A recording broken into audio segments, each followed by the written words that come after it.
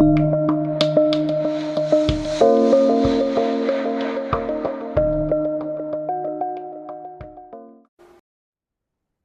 everyone, Pam Gregory, astrologer. I'd like to speak to you today a little more fully about Saturn moving into Pisces. Now, I talked about this in my themes for 2023 video, and I'll put that link below, but I'd just like to expand on that a little in this video, because Saturn is moving into Pisces on the 8th of March. This year. We're already into that energy, and it will stay there for 3 years until February 2026. So it's a very, very important transit because Saturn has a 29.5-year orbit. So when we get these transits, they don't come around very often. For instance, it's just starting to exit Aquarius. It won't re-enter the sign of Aquarius until 2050. So, and generally in your life, you may have heard of the Saturn return, when transiting Saturn comes back to its natal place in your own birth chart. Essentially, we have two of those in our lifetime when we're around about 29 and round about 59, and we'll get another one when we're close to 90, but who knows how interested we'll be in the development of Saturn at that point, although frankly, I think we're going to turn back our aging very significantly as we go forwards in these next few years. But you get the picture. These are very important transits. So I'm just going to talk really broadly about the kind of expression of Saturn in Pisces, the kind of thing we may see unfolding in our world. I'm going to be adding to this, I'm sure, all the way through the 3 years as other things become apparent. And then at the end, I'll just touch briefly on if you have any, if you have Sun, Moon and Ascendant, particularly in Pisces, you're going to be feeling this transit over the next 3 years at some point in those 3 years. So these are very uncomfortable bedfellows, a little like Taurus, Uranus and Taurus. They are uncomfortable bedfellows. So are Saturn and Pisces, because Saturn is to do with its, par excellence, the planet connected to structure. It's connected to structure, division, separation, walls, boundaries, limits. Part of the reason for this is that I still believe this is true today, but it was certainly true in ancient times, that Saturn was the furthest out planet that we could see with our naked eye. So that was the boundary, if you like, of our known cosmos at that time, hence the connection to boundaries. But it's also connected to our bone structure, literally bones, teeth, skin. The boundary of our body is our skin. So when you have Saturn transit, sometimes you have issues with those, teeth issues, that kind of thing coming up. It's also connected to time.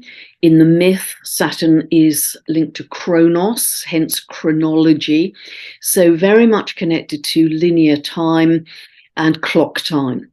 And it's interesting, actually, that very often people with a strong Saturn emphasis or Capricorn emphasis in their chart, which Saturn rules the sign of Capricorn, they are particularly good with old people. I've known quite a few people who have that emphasis, and they run old people's homes, or they actually want to work with older people because they have a great deal of patience, another aspect of Saturn.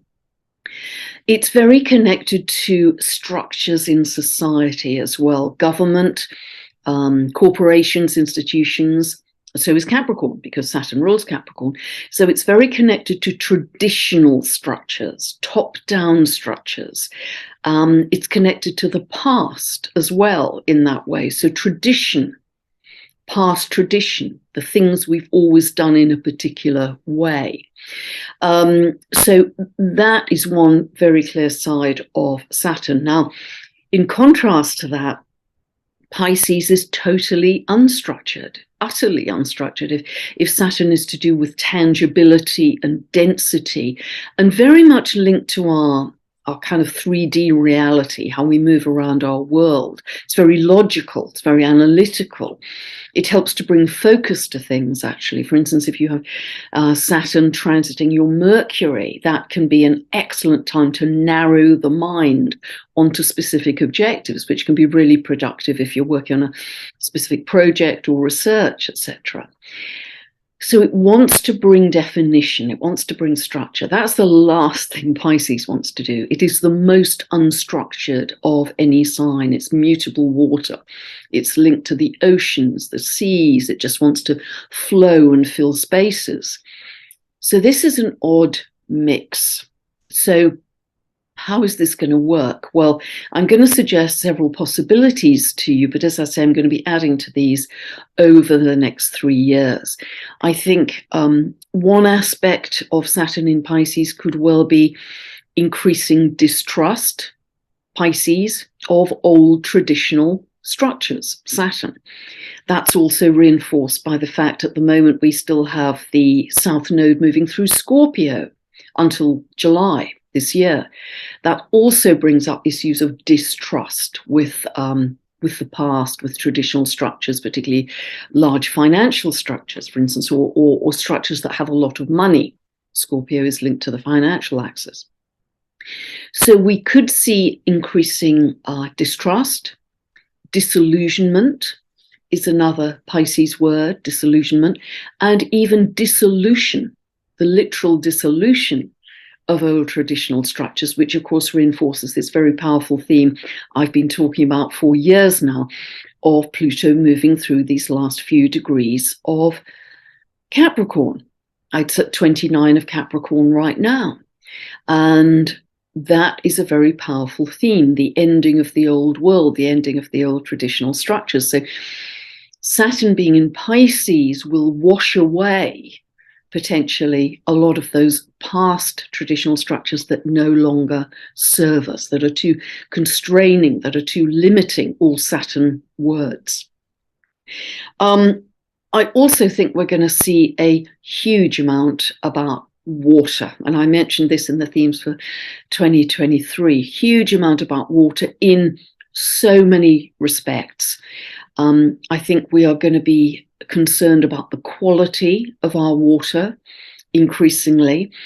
In that other video, I talked about the structure of water, literally Saturn structure, Pisces water, becoming more and more important in our lives in terms of, I referred to Vade Austin's work, doing wonderful work in New Zealand with crystallography of how water, she captures with her beautiful photography, how water shifts from a liquid to a solid state and forms crystals in layers, and she captures that early transition, and how natural water, sea water, or natural spring water, they produce beautiful crystals in her photography if it's seawater, it can produce images of fish in the crystals, or leaves and ferns in the spring water. If it's regular tap water, which has to go along right angles and has heaven knows what in it, then it's just chaotic structure. There is no structure. And remember that we are, of course, ingesting water all of the time, and by molecular count, as Vade Austin reminds us, we are over 99%, I believe, by molecular count, water. And so, therefore, the quality of the water that we're taking in matters enormously to our health and our vigor. And this is going to become a big deal. The quality of water and how many people have access to quality water, I think, is going to become much bigger in our awareness as we move forwards. And what can we do to improve the structure of our water? Well, one of the things we can do is send it love. We take tap water and send it love, send it joy, send it gratitude, and watch how these incredible, beautiful, symmetrical images emerge from the crystals, where previously, before that emotion, they were just chaotic. Isn't that interesting? So this interaction with water, which is a form of, as Veda says, living consciousness, but actually divine intelligence. It's a form of plasma. It's a form of divine intelligence, very much linked to Pisces. We are that flowing interaction, that fluid interaction between us and water, we can't live without water for very long at all. How that impacts our health and our reality, I think, is going to be very big. I talked about primary water in a couple of recent videos, how You can do an internet search on this, and I only discovered this recently, but it's remarkable because it contains huge amounts of minerals and nutrients. It's incredibly healing, and it exists under what is called the mantle of the earth. And I'm not quite sure what the mantle of the earth is, but there is more primary water than all of the water in the oceans put together. Now, it's incredible if we could start to access that. And I'm becoming aware, several people have written to me and said that they, for many years, have been able to desalinate the seawater and capture all of the nutrients in seawater to feed to their plants and vegetables. And it's incredibly nutritious. So all of this around water will become huge. The pollution in water, how we clean that up. And I mentioned again in themes for 2023, I believe there's a non-profit organization or project called Ocean Cleanup. And this very young chap is 18. I think his name is Boyan Slat, I believe. I hope I haven't butchered his name. He's only 18, but he has captured he's developed a very simple system, as I understand it, of cleaning up 90% of the floating plastic pollution in the oceans. I mean, that's incredible. Forming a barrier, Saturn, in the seas, Pisces, to clean up the pollution.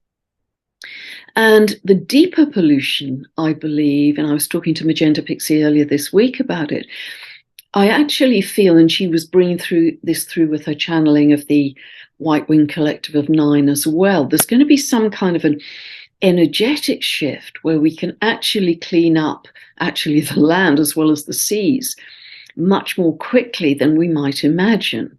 That there's going to be some light jump or some energetic shift which enables that to happen. I honestly, in my core, in my bones, do not believe this is going to take decades and decades and decades, because there's a jump here. There's an energetic jump. Who owns the oceans? That's an interesting question, isn't it? Because Saturn is often connected to territorial boundaries. Again, this is mine, this is our nation. It's not your nation. We have a border. We have guards there. I think all of that, by the way, is going to dissolve as we get further and further into our future over the next few years. But who owns the oceans? Now, go off and do an internet search for yourself, but frankly, it's not that clear, because it appears that each country is responsible for sort of 12 nautical miles beyond their coast. And beyond that, they can have some fishing rights as well. But it all gets a little bit blurry, Pisces. And the United Nations appears to have some kind of authority over the oceans, but it's pretty vague as in terms of this research that I've discovered so far. So I think that issue could come up as well. Are we going to more greatly define the territorial, I don't know what you'd call the boundaries, the marine boundaries, I guess, in the oceans, or are they going to be dissolved? Pisces, do you see their opposing principles? Because Saturn wants to define and structure and limit, and Pisces wants to wash it away. Which side is going to win with Saturn in Pisces? And I think we're going to have a little bit of both as we go through this period.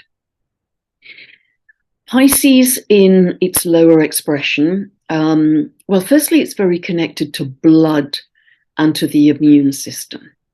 In that sense, it's very connected to health, specifically blood and the immune system. So we could see a lot of issues. Saturn brings up issues or problems or challenges around blood and the immune system coming to light. Also, Pisces can be linked to victimhood or paranoia or instability, because it's the most mutable sign, if you like. There's no anchor. So we could see more mental illness, particularly around what is our reality, because Pisces can be linked to the illusion and the disillusionment. So what actually is our reality? Because Saturn will try and define that, but who is doing or what is doing the defining. So we may find, all of us actually, even if we're mentally stable, that the reality we thought we had is going to be very different. I actually, because I think we're moving into paradigm-shattering times, I think our understanding of the cosmos, the galaxies, everything is going to change. So Pisces is going to wash away that previous definition, Saturn, of our reality. I think that's going to be fascinating. I think there are going to be whole fractal layers of galaxies and universes and galaxies and universes in which we are barely a pinhead, actually.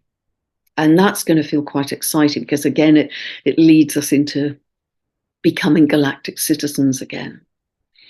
So health, the immune system, I think also pharmaceutical drugs of all kinds, the companies that make those, and Pisces is also linked to film and video and Hollywood and celebrity, that whole film, video, glamour side, and also the media.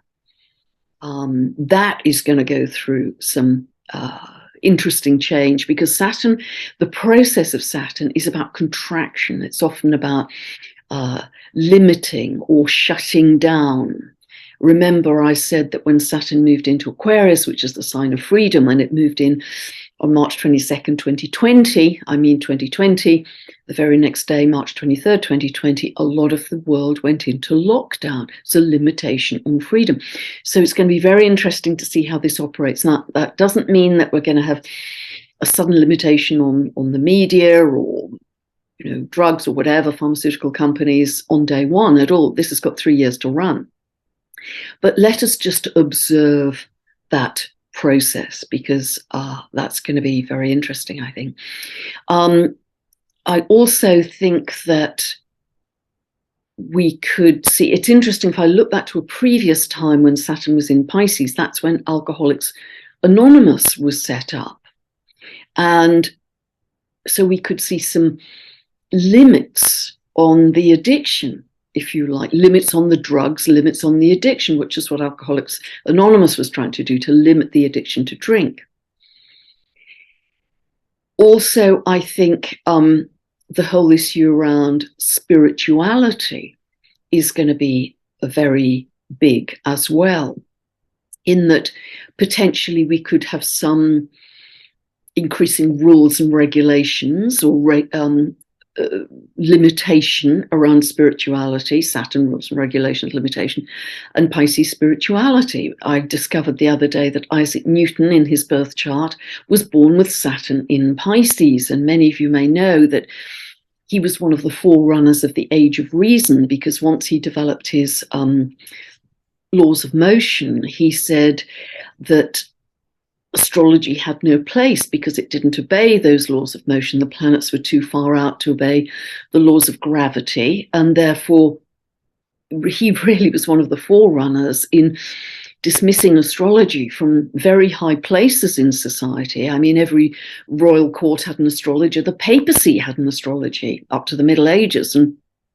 if you went on a university course, it was impossible to become a doctor without studying astrology. It was part of university education, along with theology and maths and astronomy, etc., etc. It's one of the pillar foundation subjects. But it was dismissed kind of backstreet readings and shabby, tawdry astrology, which is something that we're hopefully moving a long way beyond now. But is it going to work in that way, or some attempts for that? But in another much more positive way, I see it as the legitimization of spirituality, in that science and spirituality will come together. There will be a legitimization of things you may have thought were kind of woo-woo or invisible or pink and puffy and pointless, because there will be a sort of scientific underpinning, if you like, validation for all of that spiritual side of life. And this is something that's coming up strongly right now. I mean, it's something that the great thought leaders of Greg Braden, Dr. Bruce Lipton, Dr. Joe Dispenza have been talking about for a long time, and I think all of that thinking is going to come to the fore a lot more. Professor Robert Temple, Rory Duff, they are all essentially bringing science into spirituality to make it as one subject. And that could be a really beautiful side of Saturn in Pisces.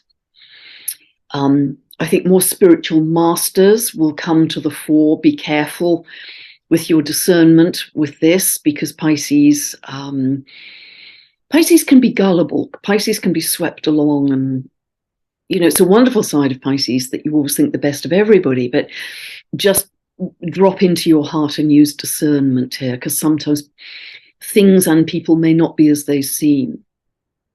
But spiritual integrity will be absolutely vital. Spiritual integrity, being in alignment, being in your own truth, and being your own spiritual leader in your life. If you're a mum at home, being your own spiritual leader in your life. That is really, really important, and increasingly not going to external authorities or gurus or whatever, but internalizing your own spiritual beliefs, practices, etc., etc. In fact, with so many things, with healing technologies that we're going to see so much of, I think, in these coming years. Yes, they're going to be initially external gadgets, but increasingly we are going to be developing our own spiritual technology. And I think Saturn in Pisces is part of that move of developing our own spiritual technology. And so being in your integrity, being your own spiritual leader, I think will be very important as a theme for this. Putting your spiritual ideals into practice in a very concrete way. Taking ideas that might have been a little bit, loose and wafty and not very disciplined. Saturn is the planet of discipline. So making them absolutely a non-negotiable part of your routine, part of your day, just like you wouldn't leave the house without cleaning your teeth or having a shower kind of thing. It's going to be that much a part of your structured day. It's going to be so important for you. And making real the dream.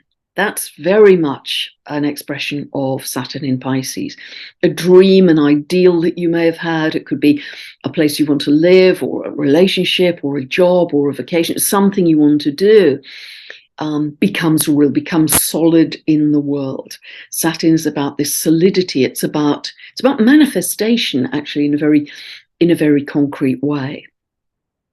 One of the beautiful sides, I think, of Saturn in Pisces is going to be Pisces is potentially the most egoless sign, the most devotional sign, because often Pisces people want to create something greater than themselves in an egoless way, in a devotional way.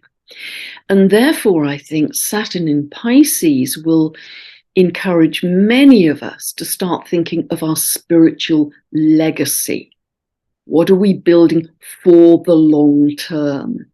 Building for the long term is very much Saturn, around the spiritual. What will our spiritual legacy be? What will we, what will we leave behind us when we've shuffled off this meat suit, this mortal coil of this lifetime? And I think it's a very beautiful aspect of Saturn in Pisces. I think we could discover a lot of ancient, Saturn's to do with the past, remember, ancient buildings, cities, that kind of thing, underwater. Remember that the Channel Tunnel, an underwater construction, was built at a previous Saturn in Pisces period. We, I think, are likely to be building more underwater constructions. I've just heard about a bike park in the Netherlands that can park up to 7,000 bikes underwater. That is so Saturn in Pisces. But equally, I believe we're going to be building more buildings or even cities on water. I remember at a previous Saturn in Pisces period, this is, as I say, about 30 years ago, I was eating in a floating restaurant in the Netherlands. You had to walk out on a bridge, and the whole restaurant was floating, which made you feel as if you had a few drinks before you started. But I think we are going to see more of that. So buildings underground, buildings, or rather underwater, and buildings on top of water, I think, going to be coming to the fore in our awareness in a bigger way too. I think ultimately we are going to see, for the greater good, a dissolution of separations between peoples, boundaries, racism, you're one skin color, I'm another. I mean, it's just packaging. How many past lives have we had where we've been everything? We've been different colors, different nations, different races. It doesn't matter. It's our humanity, it's our souls that count. So as we move through these years towards New Earth, well, I think we're in New Earth already, that's a frequency. But as we move towards the Golden Age, I think there will be a dissolution of many of the national boundaries and divisions between people. We are moving towards one humanity, because we are moving towards becoming one humanity, and bring it on. I mean, absolutely. We all feel together. When there's this huge earthquake in Turkey and Syria, and earthquakes are bubbling up elsewhere. There's one in New Zealand, I heard yesterday. And, we feel, don't we? We absolutely, because by the grace of God go we. It could be us. It could be us in that earthquake. We instantly feel heart-to-heart humanity with those people. And so that, I actually think, is part of this universality that we're going to be feeling, that dissolution of the limits and the boundaries. And, well, why should we care? Because they're way over there, and that's not my problem. All of that's going to dissolve as we achieve greater connection. Remember, Pisces is the sign most connected to oneness, to source, to unconditional love, to healing, just this flowing with all of life. And not just the rest of humanity, but flowing literally with all of life, with the animals, with the plants, with the mosses, with the snails, with the birds, all of nature, with the trees. We are going to, something I feel so, as a double Pisces, sun and moon, I feel so passionate about, because we are going to increasingly, in a kind of Lemurian type way, just be in the flow of life. And how beautiful is that? We're going to just let the past go to dust of what were we doing with those walls and boundaries and separations. I think this could be quite beautiful. So yes, many, many aspects. And I'm going to be talking about a lot more of them as we move through these next 3 years. But those are just aspects that I think we could see playing out in the world in quite a big way. So just briefly, I talked at the beginning that I was going to mention, if you have the sun, moon, or ascendant in Pisces, how this could affect you. And actually below, a few years ago, I did a teaching video of Jupiter and Saturn moving through the houses in your chart. And it's very inexpensive. So you can purchase that if you go below. And remember, occasionally people think that in getting this is a chart interpretation for their own birth chart. Well, no, these are teaching videos that you have to integrate the teaching, understand it, and then apply it to your own birth chart, because that's what teaching and learning is about. But let me just touch on this. Now, if you have a Pisces ascendant, it's most helpful if you know your exact birth time, because you're going to feel this very much when Pisces comes over your ascendant. And you can get the exact movements of Saturn, well, pretty much from every update video I ever do, but I also on astro.com, you can get the daily movements of the planets there. I mention the monthly movements in my monthly newsletter as well. Anyway, so when Saturn is moving through your 12th house in your birth chart, you have a feeling of dissolving the old self. Remember, this only happens every 29 and a half years. You'll only really get this twice in your life, unless we start to live a lot longer, which I believe we will anyway. Yeah, isn't it interesting? Pisces Saturn, dissolving age. Of course, dissolving age. It's another indicator, along with Pluto in Aquarius, of rejuvenation. Ha! Fabulous.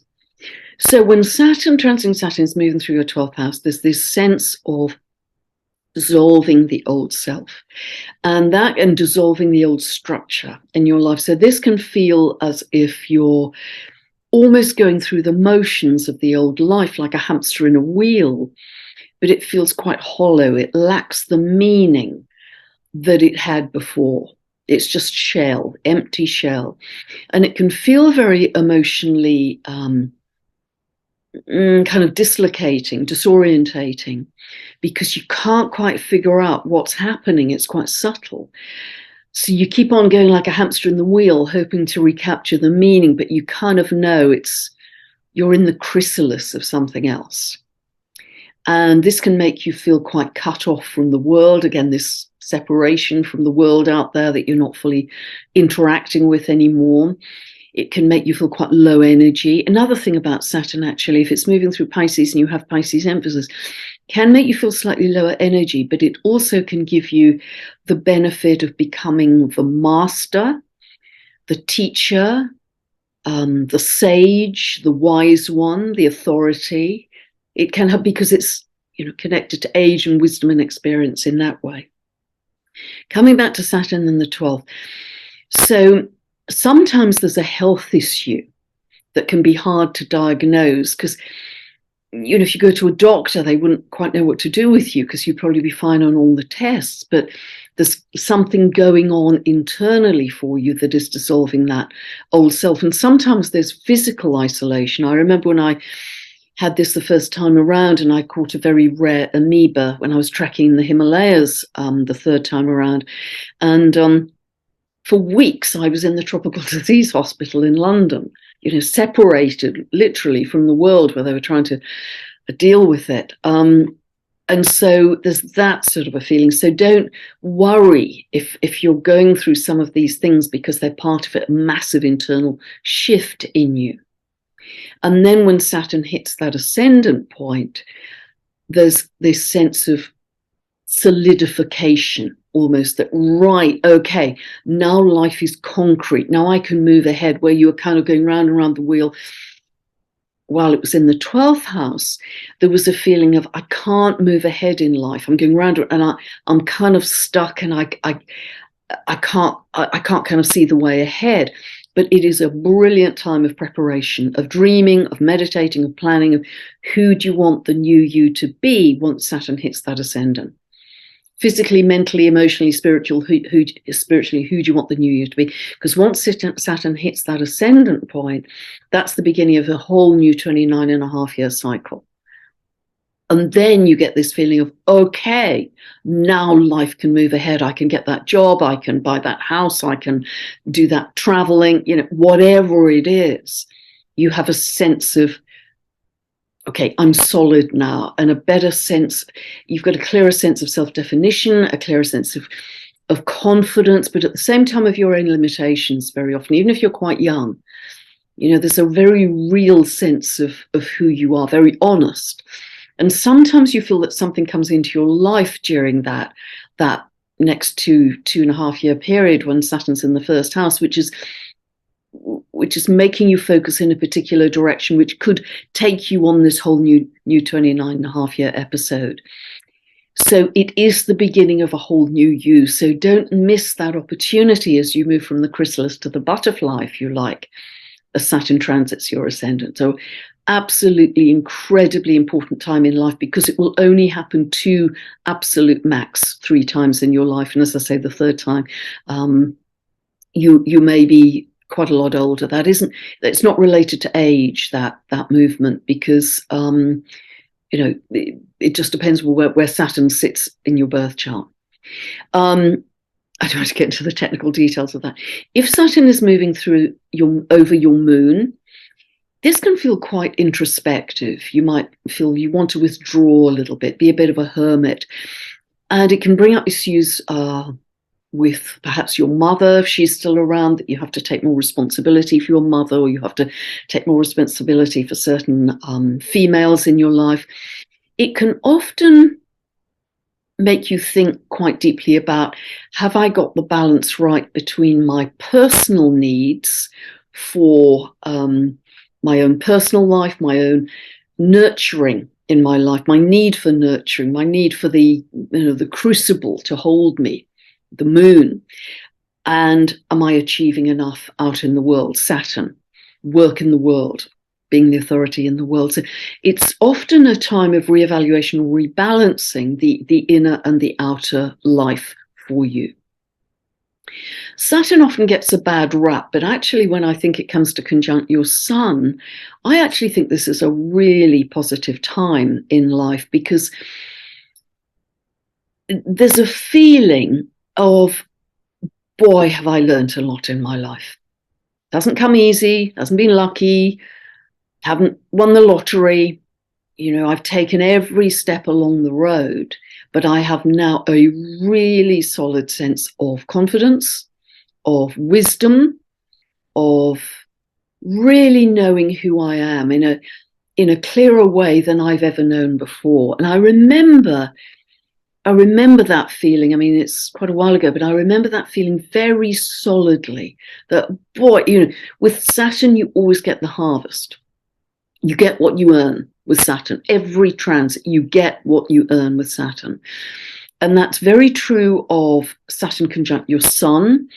It's often the culmination of something that began 14 years previously, when there was 14 to 15 years previously, when the Saturn opposed your sun and there was a new beginning at that time. You now get the culmination. Okay, how well has that worked?